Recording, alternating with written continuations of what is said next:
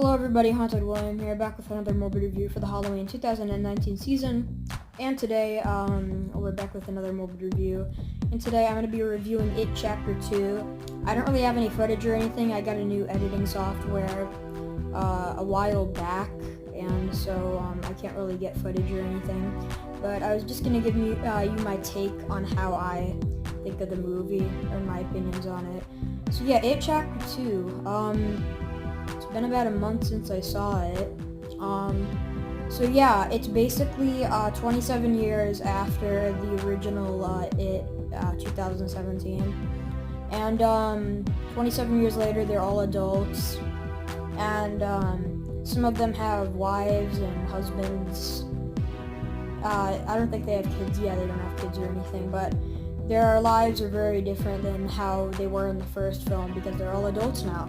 And yeah, eventually, I forgot his name, but this one kid stayed in Derry for those 27 years, and apparently when you leave Derry, you forget about all the dramatic stuff with Pennywise and stuff, so he was the only one who remembered. And if you guys don't know, at the very end of It Chapter 1, they swore and they actually cut themselves as a scar to remember that they would be back 27 years later if he ever came back or something. And of course, or Pennywise does. Pennywise in the film, people said he had too much CGI. I really don't. I didn't really see the CGI that much. I didn't really find that it was a really big deal or anything. CGI wasn't really... I mean, it wasn't as many practical effects as the first film, but I mean, I don't know. The CGI was pretty good in the movie. It didn't look fake or anything, to me at least. I didn't think it was bad by any means. Pennywise, creepy as ever, but I will admit with other people that they actually had less Pennywise scenes in this movie than It Chapter 1, but at the same time, by Pennywise, I mean the form of the clown, because he's like a shape-shifting alien type thing, but his most iconic type of shapeshifter body or whatever is the clown, but we don't really see the clown that much in the movie, sadly. But we definitely do see some a lot of really creepy creatures and stuff. There's like one naked lady. It's really crazy, and then she's like really tall and thin, and she's like going around and stuff. I don't know. You have to see for yourself to get what I'm saying. But It Chapter 2 was a very good movie. Cinematography, it was pretty good. I mean, I don't really have much complaints with it or anything. If you read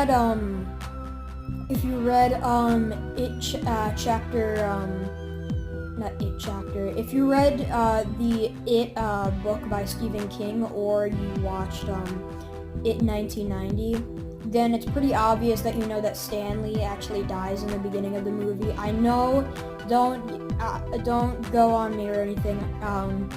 There is another death in the movie, but I'm not going to say it in this review because I don't want anybody to get spoiled. But Stanley was kind of obvious because he was destined in the book. It was written that way, and most people have seen, at least I hope, you guys have seen the It 1990 with Tim Curry. And yeah, he died in there too, so it's kind of just the same for all of that. I'm not sure, because he was in like this bath and then it was like all bloody. I'm really confused on if Pennywise killed him or if he committed suicide. I don't really know what happened there. But yeah, it was a very heartwarming movie. Well, it was very sad. There are certain parts of the movie, especially the ending. I mean, it's not like it's let's say for like Avengers Infinity War or something, like it's all depressing and everything. It's a good ending, but it's still kind of sad. What else could I say? CGI was good. There was some practical effects, not as much as the first film, sadly, but I mean, what else could you expect? The actors did a phenomenal job. I think that Beverly and Bill, and maybe even Bill Hader as Richie, they did very great roles, very great jobs in the role.